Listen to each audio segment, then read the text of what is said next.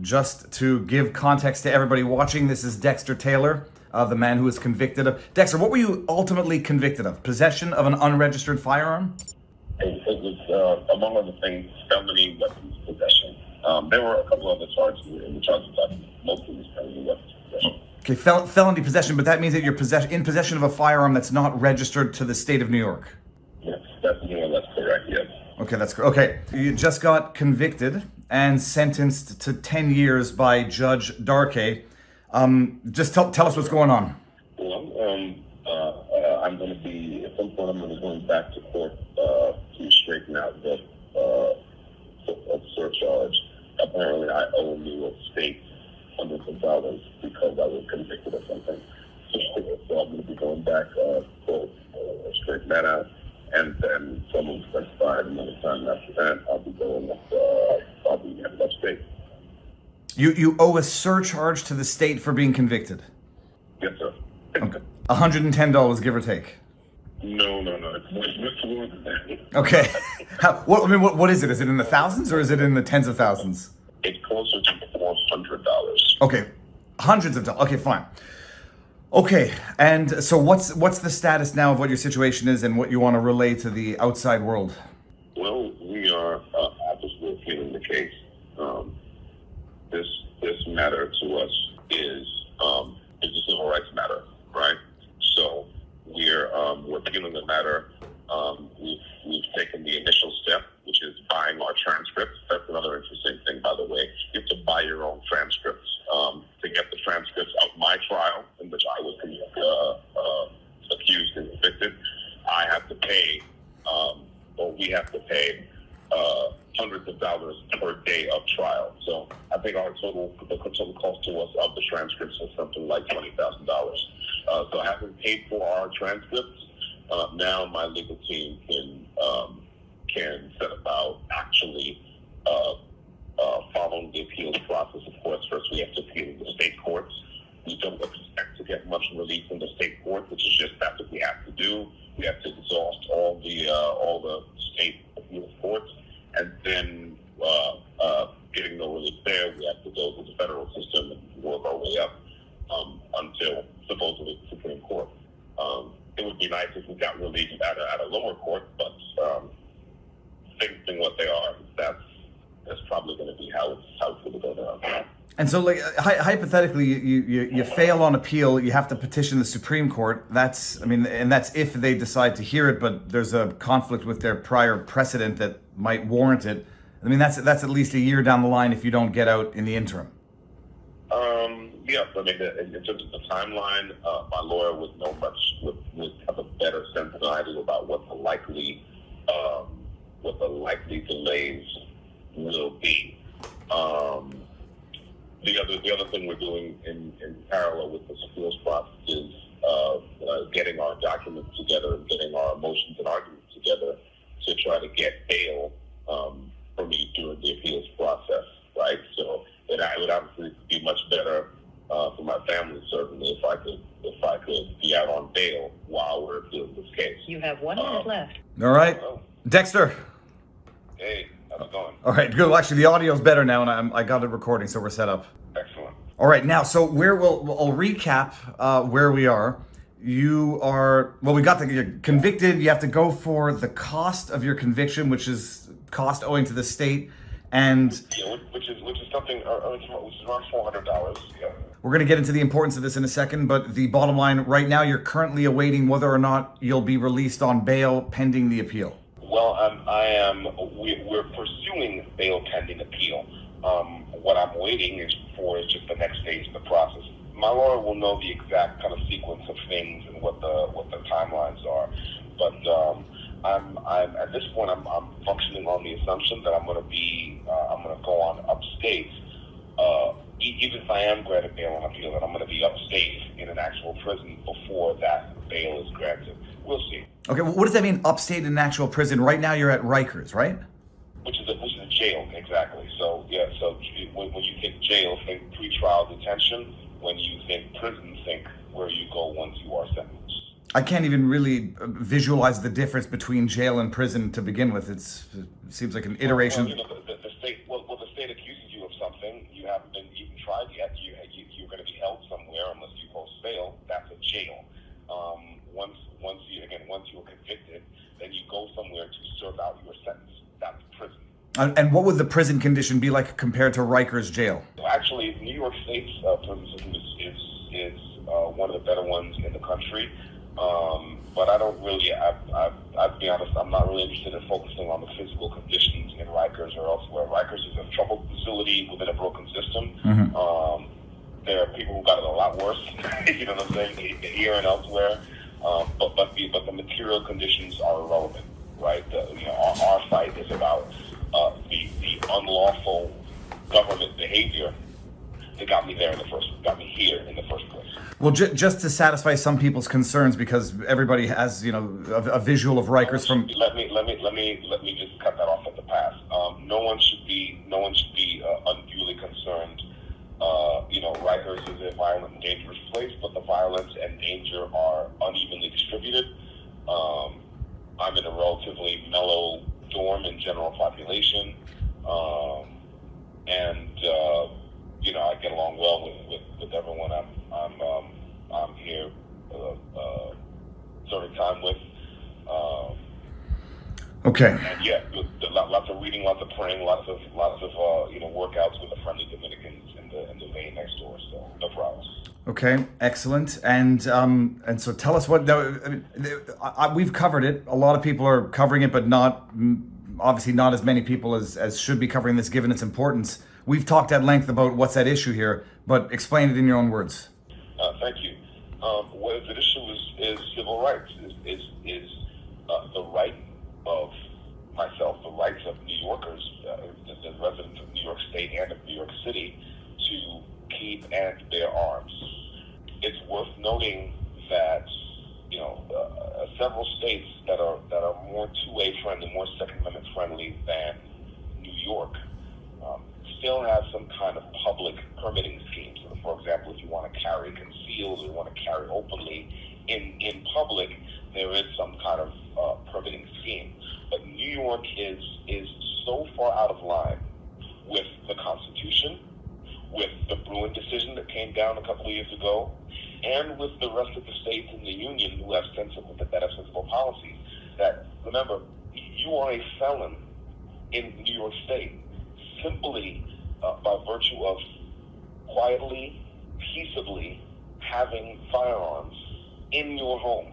And people remember that's why I was convicted. It's because I had the temerity to exercise my Second Amendment right as a peaceable, law-abiding citizen with no criminal record, privately in my own home, and that I manufactured weapons which never left my threshold. And just to highlight that, in New York State, my understanding is the basis of your charges, you own a firearm that's not registered with the state, so they don't know which one you have, where you have it, and that's the. Well, it's more like you're not allowed to manufacture weapons unless you ask the state for permission. Because remember, I didn't purchase any weapons. I manufactured them. So you're not allowed to manufacture weapons unless you have the state's permission, and you're not allowed to possess a weapon unless you have the state's permission. And by the way, I should add that you're not, if having obtained a quote unquote permit, if you want to, every time you want to purchase a weapon, you have to ask the NYPD for permission to purchase another one. So each weapon, if you're a New Yorker, you have to ask, if you want to have more than one revolver, for example, or more than one whatever, you have to ask for permission each time you want to execute a purchase. That is how insane the so-called gun control regime in New York is. Well, and now to clarify one thing, because you say you're manufacturing your own firearms at home. I mean, that has a lofty term to it. You were assembling them, so everybody understands this, from kits, assembling them from kits you would purchase online, legally, lawfully, in your own name, delivered to your own apartment.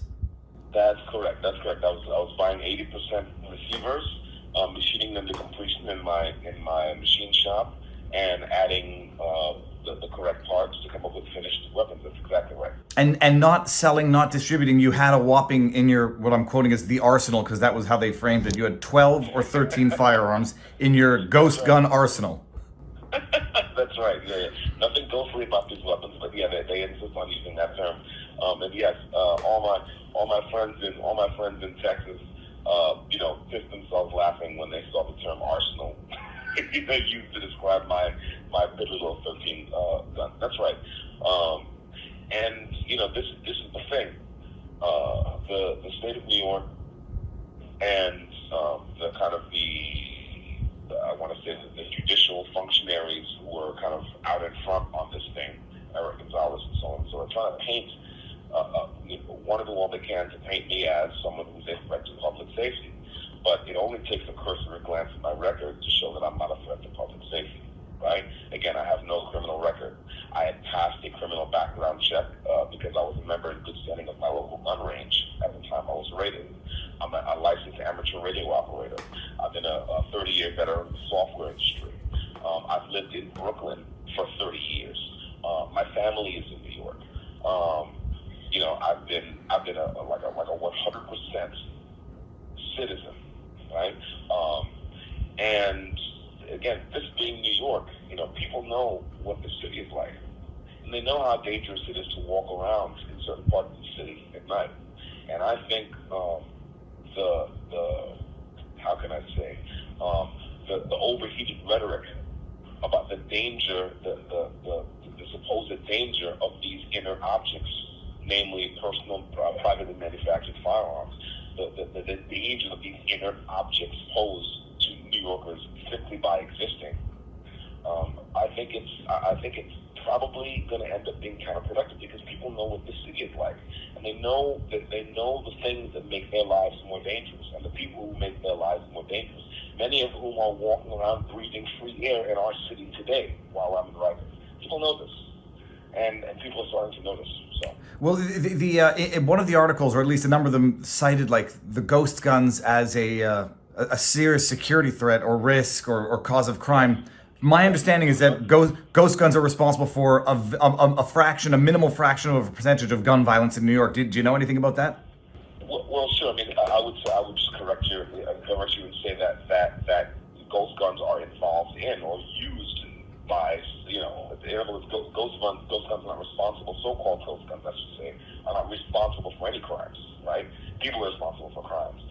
Now, it's true that of all the gun crimes committed in New York City, a very small percentage is committed a very small percentage of those crimes are committed by people using unserialized weapons.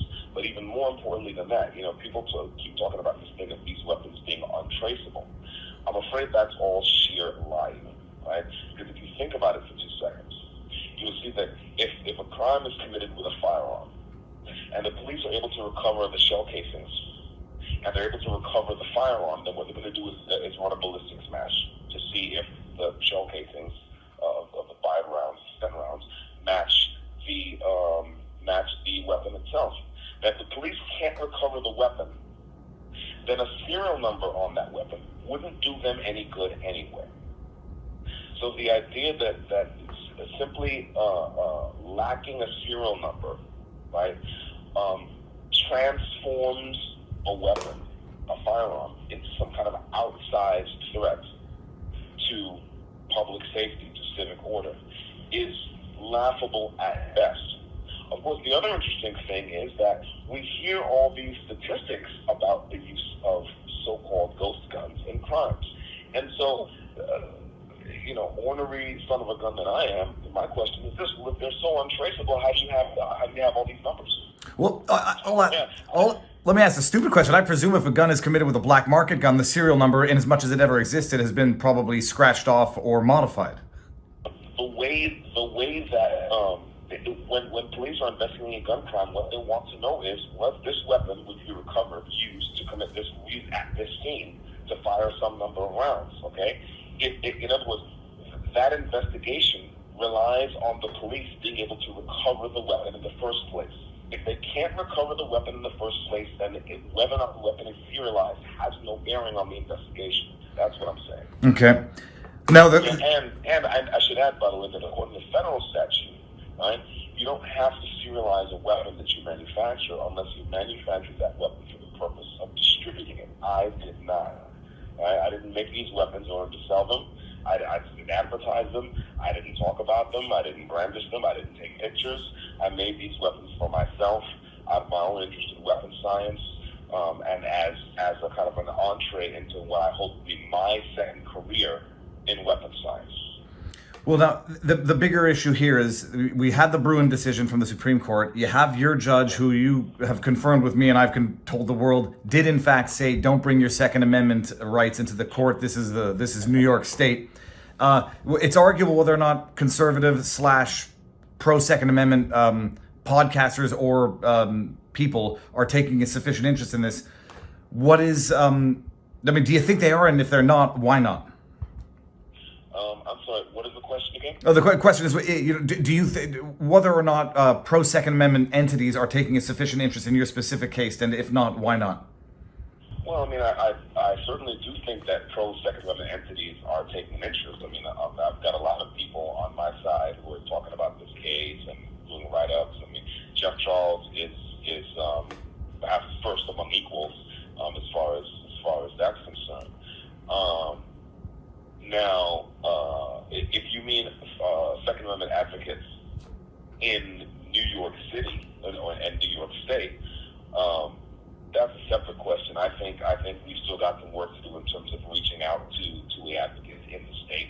But we know there are a lot of 2A advocates in New York State, and we know there are a lot of people in New York City who believe in the right to armed self-defense. But it's also true that, look, the news outlets and influencers who should be covering a case like this have not been. So it falls to us, and it falls to our kind of ragtag army of volunteers to get the word out. Because, for example, if you're I personally am not a fan of Fox News, but if you're a conservative and you watch Fox News, you wouldn't hear anything about this case because they're not talking about it. If you're an NRA member, for example, I'm pretty certain the NRA isn't talking about this case to its members, right? And I could go on. There are lots of very influential figures on the conservative side of the political spectrum who have been deafeningly silent about this. You have 1 minute left. We got the 1 minute warning. Yeah, I have another slot. I have another 6 minute slot I can use. Let's run out the clock and then I'll call you back. Okay, perfect. So yeah, there are people taking up the call. Not as many as I'd hope, but again, I think we're still in early days yet, so we'll see. All right, and let's see if we can get this in before the minute expires. There's a lot of people, or at least some people saying, mess around, find out. You live in commie New York State, you live in commie California. You're playing with corrupt governments in the first place. Get the hell out, and this doesn't happen. What's your response to that? I think my response to that will probably take the next segment. All right, hang up. Call me back. Actually, let's let him cut us off so we exhaust the segment. Okay. So now you said push-ups, prayers, and playing chess. I don't know if you can until they cut us off. What's a day like in Rikers? We're done. All right, Dexter. All right, so I'm gonna, if you don't mind, I'm gonna launch right into my answer. Go. To that question. All right. Yeah. So, my response to that would be twofold. First, I would say that conservatives are supposed to be people who value rootedness, who value place, who value family. So I'm a New Yorker. My family is here. My daughter lives in the next neighborhood over from me in Brooklyn with my ex-wife. I have aged parents. They live here. I've built my career here. My social network is here. And the Second Amendment applies in all 50 states. That's one. Two, I would say that people are welcome to say that, and I've certainly seen that response. Oh, you should have known, get out of New York, you deserve what you get, all this business. Look, I would say that, well, that's loser talk. That's why conservatives keep losing. And that's why conservatives are going to keep losing. Because you see, at the end of the day, we have to fight for the ground we've lost to the progressives and the liberals. And part of that involves, I would say that the first part of that involves acknowledging that our American cities are in fact American cities.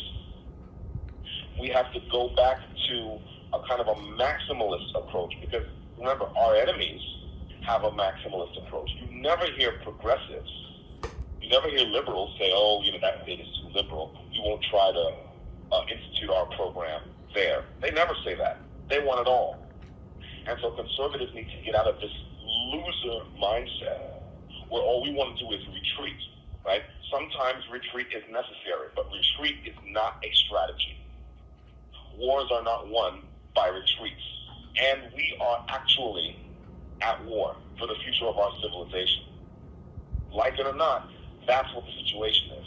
And separate from my individual case, forget about me for a second, we're going to lose this thing if we don't get our minds right and get our heads in the fight. So that's what I would say. What's next for you? Well, actually, just explain. What do you do on a daily basis? Oh, well, I read, I work out, I pray, I talk to people, listen to people, and make calls, and check in with the people in my network. Yeah, that's it. I had been playing a lot of chess, and with a lot of my opponents have moved out. So yeah, my days are reading, prayer, working out, and talking to people. For whatever reason, I seem to be one of the people that that a lot of my fellow inmates feel they can talk to and confide in. So that's good. I also do a lot of impromptu teaching. My nickname in here is Teach, and there's a lot of guys in here who want to learn various technology. I got one guy who's really into audio engineering.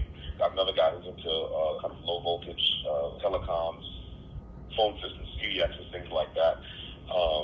Had another guy who asked me about trade schools and welding and things like that. So I'm delighted to do all that. I'm delighted to be the guy that the people come to for answers or just a friendly ear.